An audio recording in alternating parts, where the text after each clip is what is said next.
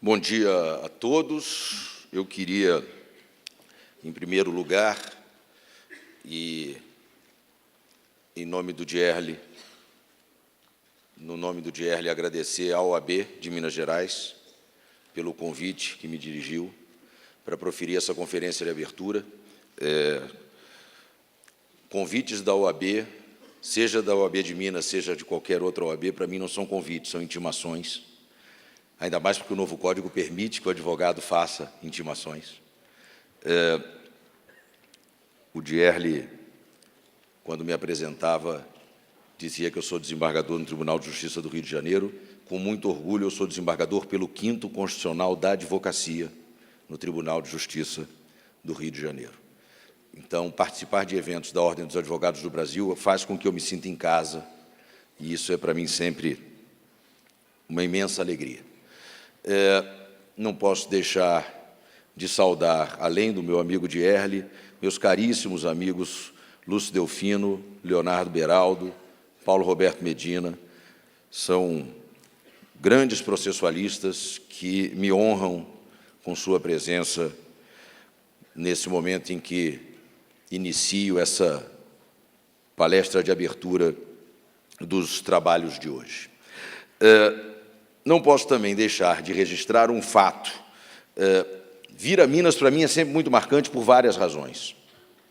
A minha ligação com o direito processual que se pensou em Minas Gerais e que se pensa até hoje em Minas Gerais é sempre muito forte.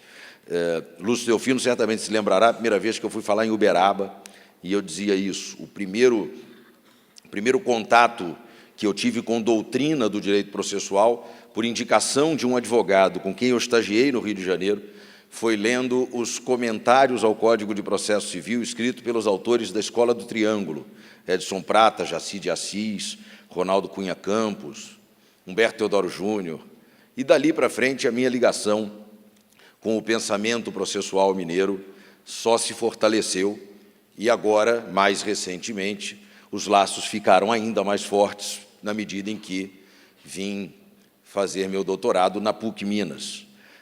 Então, essa é uma ligação que já tem tantos anos que é bom nem fazer muita conta. Mas, por uma dessas curiosas coincidências da vida, a primeira grande palestra para um público muito grande que eu fiz, fora do meu estado, foi aqui neste auditório, aqui no Minas Centro.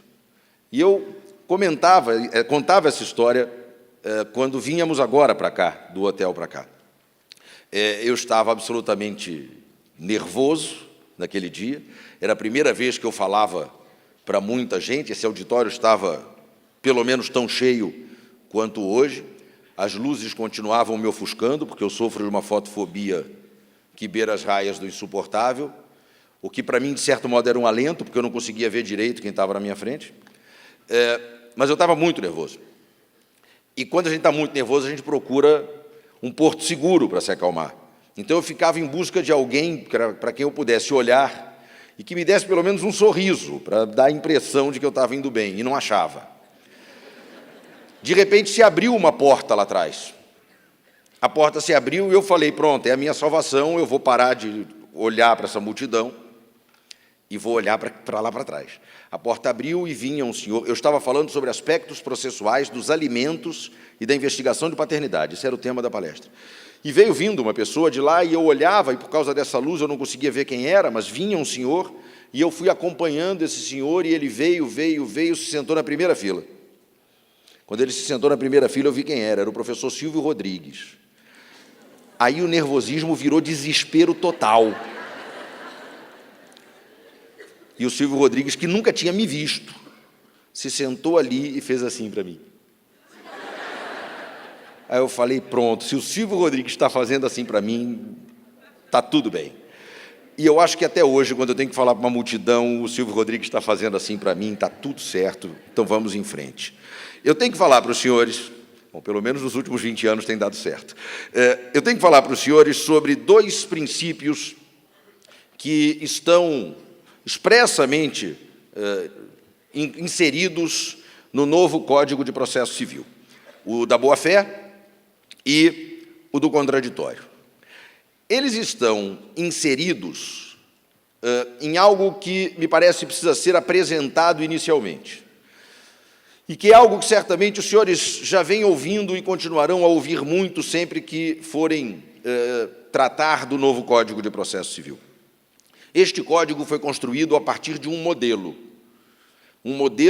de processo civil que é estabelecido pela Constituição, e, por isso, deve ser chamado de modelo constitucional de processo civil. E este modelo, que, então, vem da Constituição e que, por isso, a rigor, nem precisava ser posto no Código do jeito que foi posto, porque a Constituição, por si só, já é suficiente, né? Esse modelo é composto por uma série de princípios que, de certo modo, servem para moldar o processo civil brasileiro. Eu, há não muito tempo, numa palestra que fazia, dizia o seguinte: a rigor, nós podemos considerar que esse código não muda tanta coisa. Por que ele não muda tanta coisa? Porque, desde 1988, o processo civil brasileiro é um devido processo que se desenvolve com partes atuando em contraditório perante o juiz natural, para, em tempo razoável, produzir-se uma decisão fundamentada e resultados que sejam constitucionalmente legítimos. E não tem novo código que mude isso. O modelo é este. Só que o que vem de nós a partir da Constituição, o que vem para nós a partir da Constituição, a rigor não funcionou muito bem. E não funcionou muito bem porque, aqui no Brasil, a gente gosta mesmo é de lei. Esse negócio de Constituição não serve para muita coisa, não. A gente, bom mesmo é lei. Eu costumo dizer que o brasileiro tem fetiche por lei. A gente diz assim, mas a Constituição... Aí sempre vem alguém que fala assim, tá, mas e o que a lei fala sobre isso? Brasileiro gosta de lei. Eu dou sempre o exemplo da união estável. Para mim, a união estável é o exemplo perfeito. Antes de 1988, não tinha essa história de união estável. O que a gente tinha era uma sociedade de fato entre duas pessoas que não eram casadas. E como isso era visto como uma sociedade de fato, tudo era regido pelas normas atinentes aos contratos. Era tudo lá com base no direito às obrigações. E, portanto, as causas referentes à dissolução e à partilha do patrimônio formado por essa tal sociedade de fato eram causas submetidas às varas cíveis no Brasil inteiro.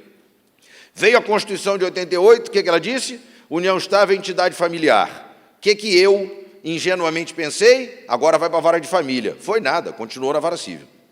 E continuou sendo tratado como contrato. Aí, em 1994, veio uma lei, e essa lei disse que havia direito a alimentos na união estável. O que eu pensei? Se tem alimentos, vai para a vara de família. Foi nada, continuou na vara civil. Aí, em 96, veio uma lei para tratar de sucessão entre companheiros. Essa lei tinha um artigo, era a Lei 9.278 de 96, tinha um artigo 9º, inconstitucional. Por que inconstitucional? Porque era lei federal tratando de organização judiciária dos estados. Isso não pode, é inconstitucional. O que dizia o inconstitucional artigo 9º da Lei 9.278? Que as causas sobre união estável deveriam ser julgadas nas varas de família. Aí mudou. Aí foi tudo para a vara de família. Porque, no Brasil, a gente dá mais valor a uma lei inconstitucional do que a Constituição. É isso.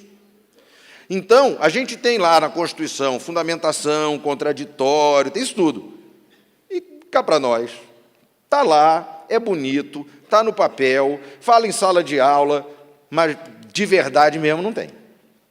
Não tem. Fundamentação, os meus colegas de magistratura... nessa hora a gente tem que ter coragem de cortar na carne. Ausentes os requisitos, indefiro. Vocês vão me desculpar, mas isso não é fundamentar. Presentes os requisitos, defiro.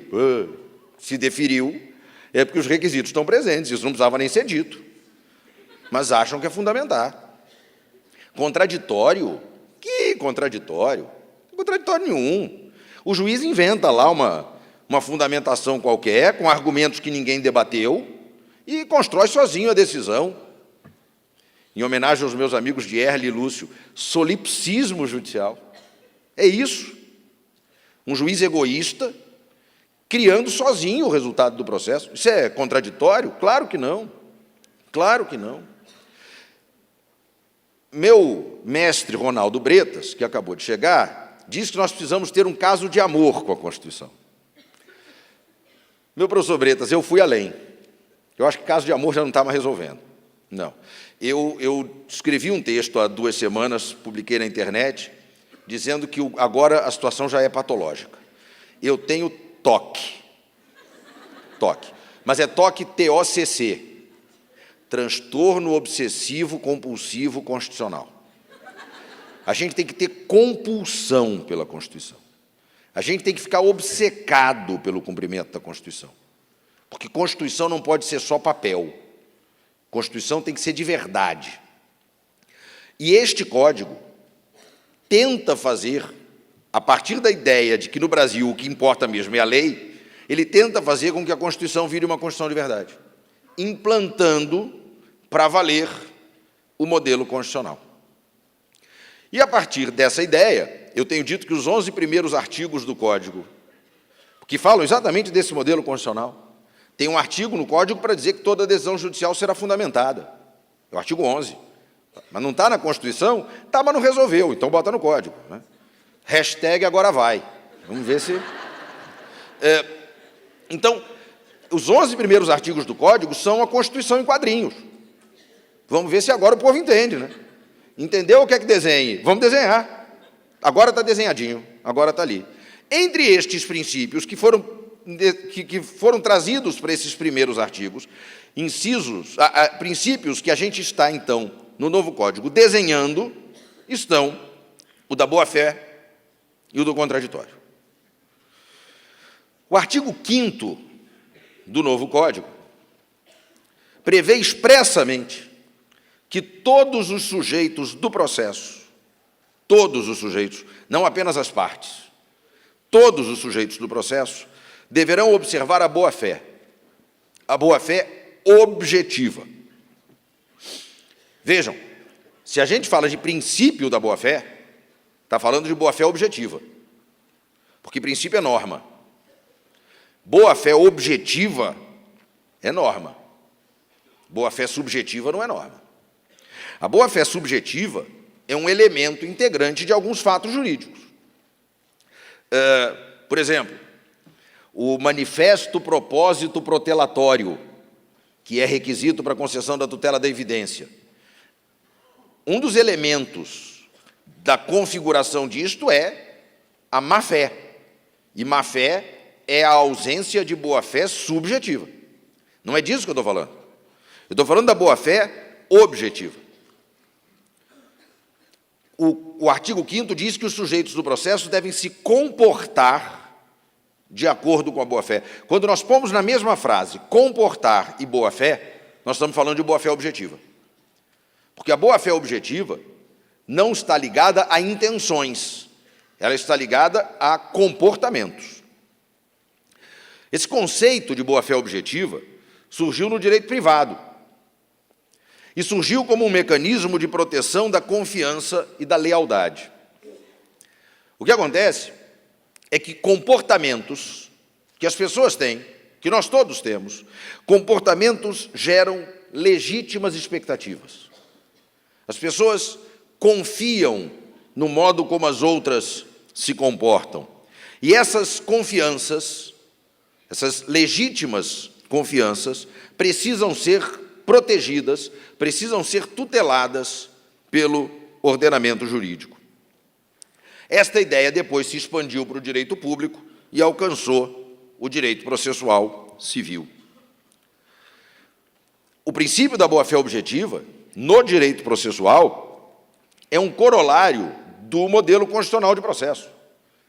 Porque nós não podemos pensar em devido processo e em contraditório se não tivermos o reconhecimento da inserção em nosso sistema do princípio da boa-fé.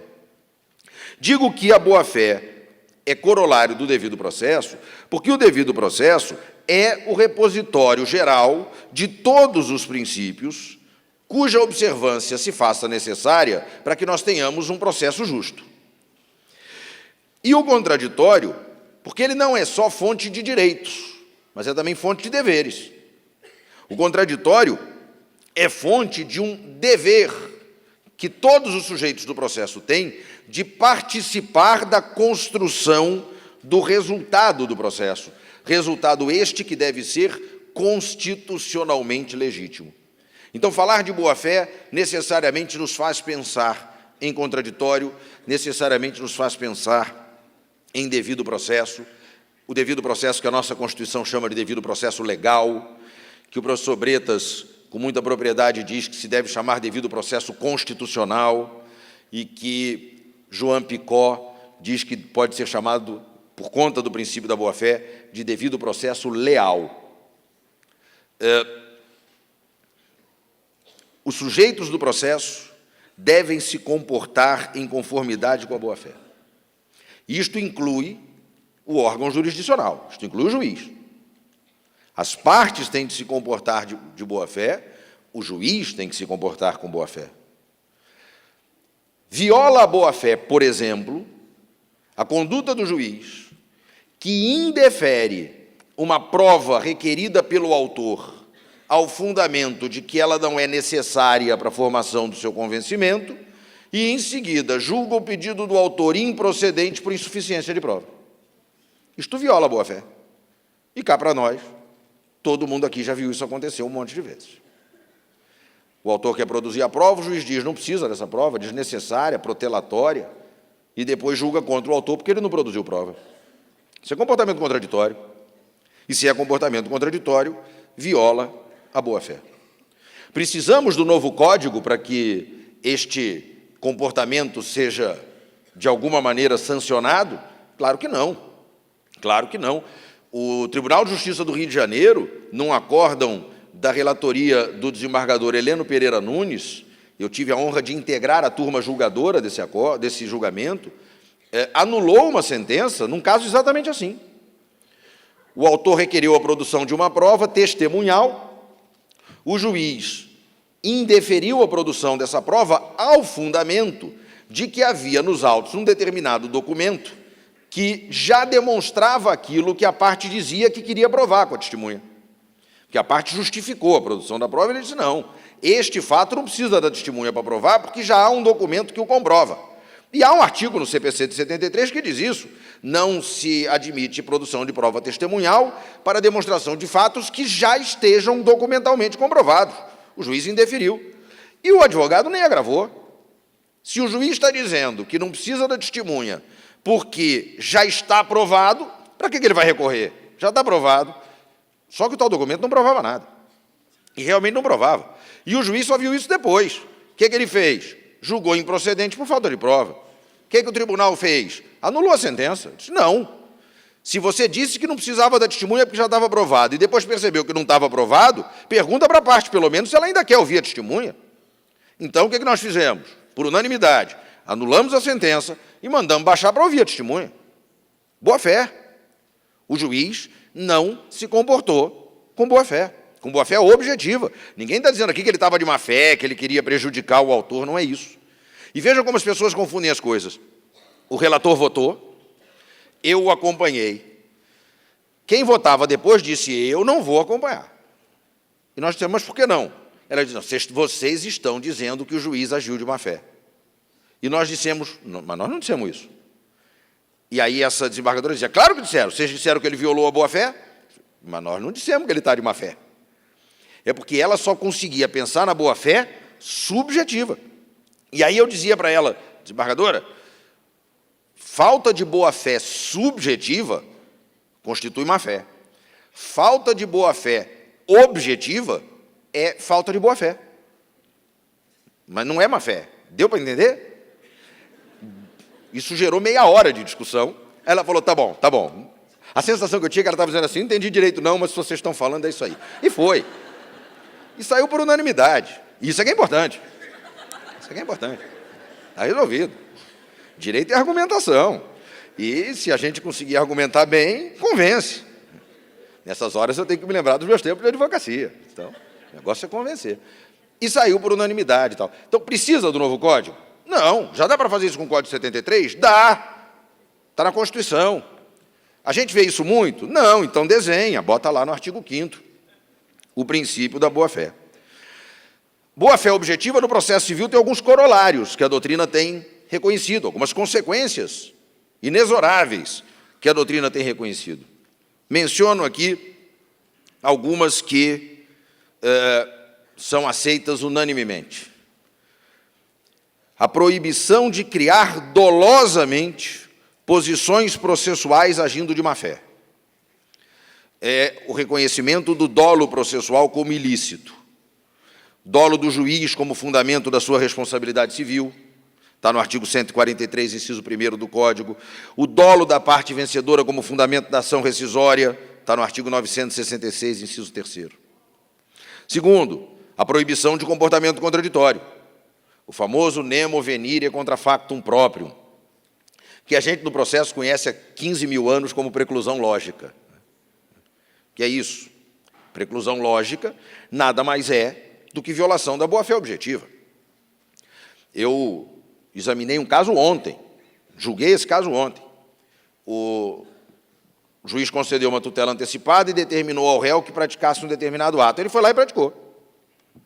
Foi intimado, 48 horas praticou, e depois agravou. Não pode. Aceitou a decisão, não pode recorrer, está no Código.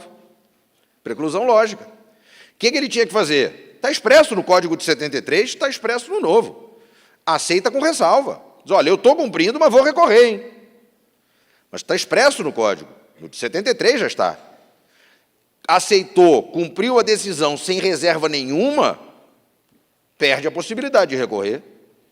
Vedação de comportamento contraditório. Preclusão lógica. Terceiro, proibição do abuso dos direitos processuais. Se o abuso de direito é ato ilícito, está lá no artigo 187 do Código Civil, o abuso do direito processual é ilícito processual. Abuso do direito de defesa, que é fundamento da tutela de evidência. Abuso do direito de recorrer, que o Código trata como litigância de má-fé. E quarto, a famosa suprécio. O que é suprécio? É a perda de um poder, no nosso caso aqui, de um poder processual, pelo não exercício. O fato de não se exercer aquele poder faz com que ele desapareça. E faz com que ele desapareça porque o seu não exercício, por um tempo prolongado, gera nos outros sujeitos a confiança de que aquilo não será mais exercido. Por exemplo, a perda do poder de executar a multa pelo atraso no cumprimento de uma decisão, pelo seu não exercício por longo tempo. Eu examinei um caso, há uns anos, há uns 4 anos, a sentença determinou que o réu cumprisse certa obrigação de fazer num determinado prazo, sob pena de multa. Ele foi intimado, passou o prazo, não cumpriu, passaram-se lá mais uns 30 ou 60 dias, nada aconteceu, autos arquivados. 5 anos depois, o credor desarquivou os autos e disse, eu quero executar essa multa de 5 anos de atraso. Dava mais de 3 milhões de reais. O juiz reduziu a multa. Não, 3 milhões é muito, paga 50 mil. Todo mundo recorreu. O tribunal disse, não paga nada. Suprécio. Violação da boa-fé.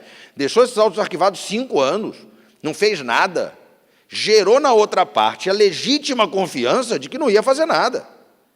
É claro que você ainda tem o direito de ver essa sentença cumprida, porque ainda não prescreveu. Então você faz o seguinte, intima de novo, corre o prazo de novo, e se atrasar, multa. Mas a multa passada, como se diz na minha terra, perdeu, playboy. Esquece, suprécio, violação da boa-fé objetiva. Além desses 4 corolários, não é possível esquecer da função hermenêutica da boa-fé. A boa-fé como elemento de interpretação. O Código de Processo Civil, o novo Código de Processo Civil, diz expressamente que o pedido deve ser interpretado conforme o conjunto da postulação e a boa-fé. Artigo 322, parágrafo 2º. Eu lhes dou um exemplo disso, algo que é corriqueiro na prática. O advogado faz a petição inicial e passo o tempo inteiro na inicial falando de dano material e dano moral, dano material e dano moral, dano material e dano moral. Quando chega no último parágrafo, ele pede o dano material e esquece do dano moral. Acontece toda hora. Aí o que a gente vê na prática? O juiz dizer, julgo o pedido quanto ao dano material e fico quieto quanto ao dano moral, porque ele não pediu. Aí vem embargo de declaração, omissão, o juiz diz, não tem omissão nenhuma, você não pediu.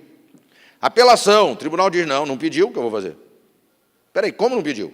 Ele passou a inicial inteira dizendo que ele queria dano moral. Ele esqueceu de escrever isso na última linha. Isso joga no lixo a petição dele? Não. Precisamos interpretar em conformidade com a boa-fé. É evidente que ele queria a reparação do dano moral. E isso tem que ser levado em conta. O artigo 489, parágrafo 3º, diz que a decisão judicial deve ser interpretada a partir da conjugação de todos os seus elementos e em conformidade com a boa-fé. Então, a boa-fé é elemento para a interpretação do pedido, é elemento para a interpretação da decisão judicial.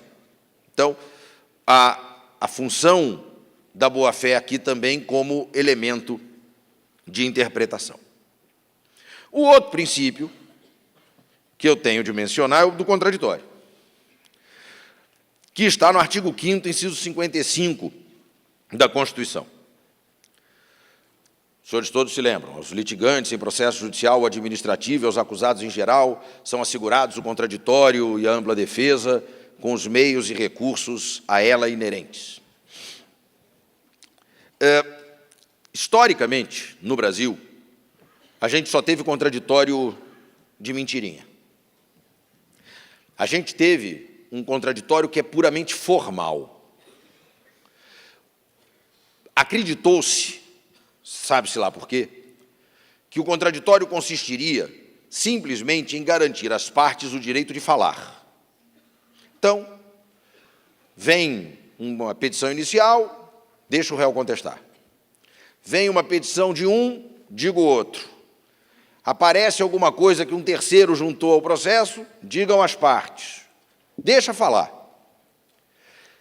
Só que as partes falam e, de um modo geral, ninguém presta atenção no que elas falam.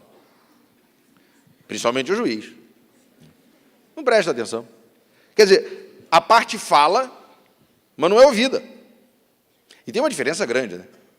Há uma grande diferença entre falar e ser ouvido. Todo mundo aqui, em alguma situação da vida, já passou por essa circunstância de falar e ter a mais absoluta certeza de que não estava sendo ouvido. Outro dia eu estava dando uma aula, estava olhando para a cara dos meus alunos, eu tinha certeza de que ninguém estava me ouvindo. Certeza. Aí eu fiz um teste. Eu dei um exemplo. Vou dar um exemplo aqui. Dei o exemplo. Aí virei para o aluno e falou assim, repete o exemplo que eu acabei de dar. Ele falou, professor. Aí eu falei, quem é capaz? A turma tinha 70 alunos. Quem é capaz de repetir o exemplo que eu dei? Ninguém.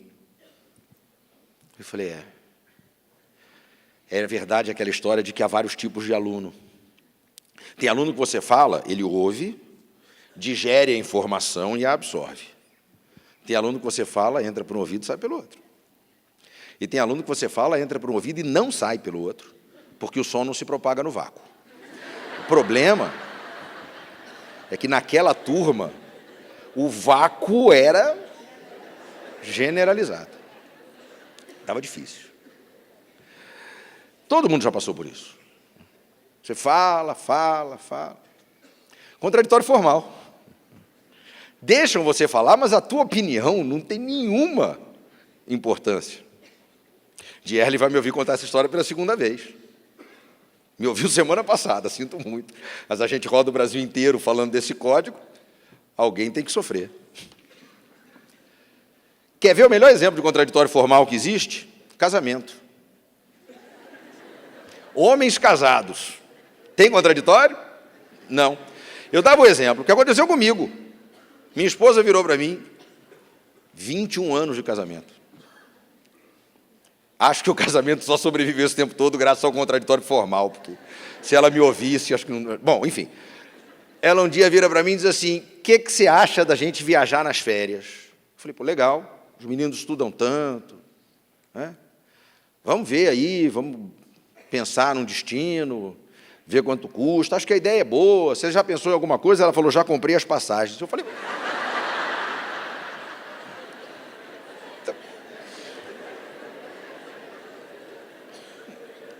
Vejam, ela me deixou falar? Deixou. Isso teve alguma influência na produção do resultado? Zero. Esse foi o contraditório que a gente teve no Brasil, no processo civil brasileiro, desde sempre. Desde sempre. Mas é isso que a Constituição consagra? Evidentemente não. Evidentemente não. O contraditório que a Constituição consagra é um contraditório substancial, que dá à parte o direito e o dever de participar da construção do resultado, influenciando este resultado. Direito de participação com influência. E se as partes têm o direito de participar e influenciar na formação do resultado, então elas não podem ser surpreendidas por esse resultado, como eu fui lá com aquelas passagens. Porque um resultado que surpreende é um resultado construído sem a efetiva participação delas. E, portanto, um resultado que viola o contraditório. Daí a necessidade de inserir no Código artigos que, constitucionalmente, a rigor seriam desnecessários, mas que cumprem um papel relevante para ver se agora vai. Os artigos 9 e 10. O artigo 9 para dizer o óbvio, não se pode decidir contra alguém sem ouvi-lo antes. E o 10 para dizer algo ainda mais óbvio, o órgão jurisdicional não pode se valer de fundamentos que não tenham sido debatidos, ainda que se trate de matéria que o juiz pode conhecer de ofício. Claro, autorização para conhecer de ofício não é autorização para julgar sem contraditório. A autorização para conhecer de ofício é a autorização que a lei dá ao juiz para trazer a matéria para o debate. É a autorização que a lei dá ao juiz para dizer, partes, olha, isso aqui vocês não suscitaram, mas é relevante, discutam isso também. E aí, depois da matéria ser posta no debate, nós vamos decidir. Contraditório substancial, contraditório de verdade, direito de participação com influência e de não surpresa. Eu tenho visto muita gente dizer que isso vai causar o caos, porque vai fazer o processo ficar muito demorado. E está todo mundo muito preocupado com essa história de que vai demorar, vai demorar, vai demorar. Como se processo bom fosse processo rápido, que é um negócio que me assusta terrivelmente. O nosso amigo Luiz Rodrigues Wambier sempre diz isso, né? O processo mais rápido que existe é o pior de todos, chama-se execução frustrada. Você entra com a execução, o devedor não tem nada, acabou o processo, foi rapidíssimo, e o resultado é uma lástima. Quer dizer, não é porque o processo é rápido que ele é bom.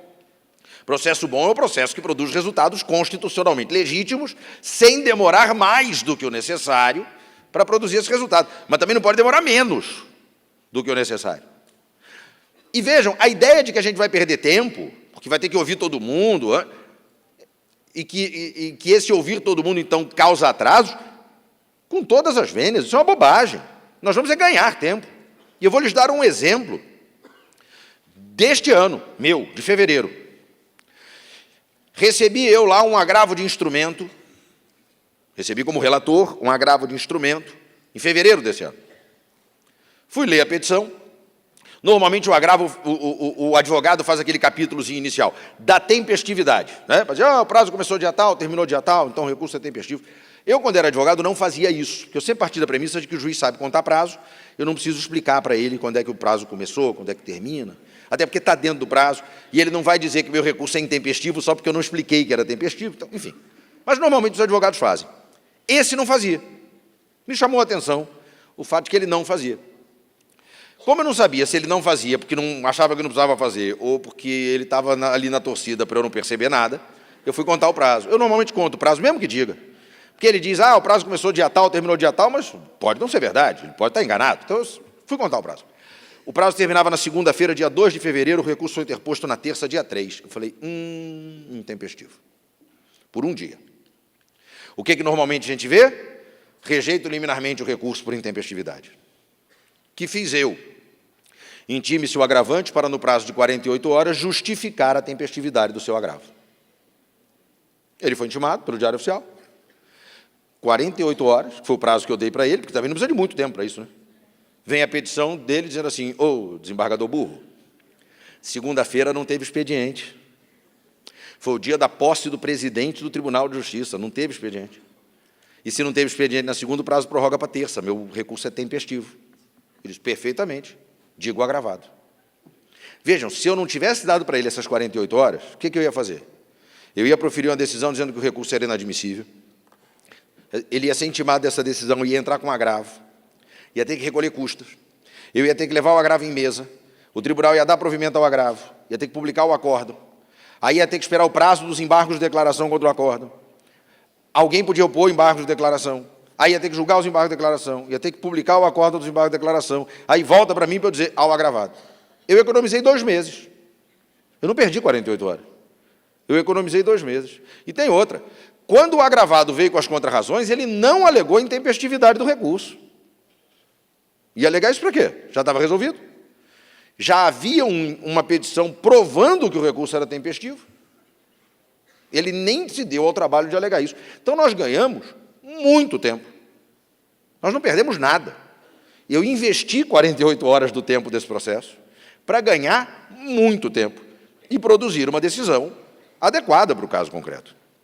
Então, nós precisamos de um contraditório que seja prévio, ao menos como regra, temos lá as tutelas de urgência e tal, mas como regra, prévio, efetivo, substancial, para que realmente as partes possam, junto com o juiz, construir o resultado do processo. Eu e Dierle participamos de um congresso ano passado em Recife, e o nosso caríssimo professor Zé Luiz Bolzan de Moraes dizia que a gente tinha que mudar o nome da jurisdição, para ela se chamar jurisconstrução. Ainda que a gente não vá mudar o nome, é difícil mudar os nomes de algumas coisas, né? Mas a gente tem que deixar isso muito claro, né? O resultado do processo tem de ser construído, e tem que ser uma construção compartilhada, juiz e partes. O juiz tem que entender que ele não é o dono do processo, até porque o direito que está em jogo no processo não é do juiz, é das partes. Quando o juiz decreta um despejo, quem vai ficar sem casa para morar não é o juiz, é o réu. E ele tem que entender isso, que ele precisa deixar o réu, tanto quanto o autor, participar da construção deste resultado. Senão, não teremos um resultado constitucionalmente legítimo. Esse novo código, em alguma medida, não traz tantas novidades assim. Em alguma medida. Porque ele traz coisas que a gente já tinha na Constituição. Mas, dependendo da perspectiva, ele traz grandes novidades. Porque ele se propõe a fazer com que se implemente de verdade, no Brasil, o modelo constitucional de processo. Além de outros temas, e aí, em relação aos outros, é novidade pura, claro. IRDR e coisas do gênero, novidade pura. Eu tenho sempre dito que a gente tem que olhar para esse novo código, e com isso já vou encerrando a minha exposição e tentando cumprir o prazo. Eu tenho sempre dito que a gente tem que olhar para esse novo código buscando ver nele o novo. Um código capaz de nos permitir construir um sistema novo, que funcione de forma adequada, que funcione de forma constitucionalmente legítima e que permita a produção de resultados processuais constitucionalmente adequados. A gente não pode olhar para esse novo código e nele tentar achar o velho. Eu fico pensando naquele advogado que tem uma petição modelo no computador, que ele usa há 20 anos, e que aí, quando o novo código for entrar em vigor, ele vai falar assim para o estagiário, pega o código comparado aí e vê qual é o número do artigo agora. Como se só tivesse mudado o número do artigo. Não. É um código que tenta implementar, e eu espero que consiga, um modelo processual que nasceu com a Constituição de 88, porque a legislação anterior não tinha essa preocupação. A gente tem que olhar para o novo, querendo buscar o novo, e tem que estar preparado para o novo. O Dierle me ouviu 500 vezes encerrar as palestras sobre o novo código do mesmo jeito, eu hoje vou mudar, Dierle. Hoje eu vou mudar. Eu sempre terminava citando Camões. Os dois últimos versos da terceira estrofe do primeiro canto dos Lusíadas, que dizem: cessa tudo que a musa antiga canta, porque outro valor mais alto se levanta, que eu acho que tem tudo a ver com esse momento que a gente está vivendo. Mas ontem, Dierle, aconteceu, eu ia terminar do mesmo jeito, ontem aconteceu um fato que mudou a minha vida. Nada é por acaso. Eu ontem cheguei no meu gabinete, no tribunal, lá no Rio, em cima da minha mesa tinha um envelope, enviado por um escritório de advocacia. Eu abri o envelope e dentro havia um marcador de livros. Um negócio desse tamanho, assim. Um marcador de livros. E eu adoro marcador de livro. Eu adoro livro, e adoro tudo que tem a ver com livro, inclusive marcador de livro, e eu tenho uma coleção de marcador de livro. Devo ter lá uns 500 marcadores de livro. E esse vai ganhar um lugar de destaque na coleção, porque eles ficam todos guardados numa caixinha. Esse eu acho que eu vou botar num quadro. Esse marcador de livros tinha uma imagem, um negócio assim meio indecifrável, e tinha uma frase. A partir de agora é com essa frase que eu vou terminar as minhas palestras sobre o novo Código. Uma frase de Charles Darwin, que tem tudo a ver com o momento que a gente está vivendo. E eu leio para os senhores a frase. Não é o mais forte, nem o mais inteligente que sobrevive. É o mais adaptado às mudanças. Se nós não nos adaptarmos às mudanças preconizadas pelo novo Código, não interessa se somos inteligentes, não interessa se somos fortes, não sobreviveremos. E nós precisamos sobreviver para construir um sistema de prestação de justiça civil no Brasil que dê à nossa sociedade o que ela precisa, justiça. Mais uma vez, muito obrigado pelo convite, muito obrigado pela atenção dos senhores.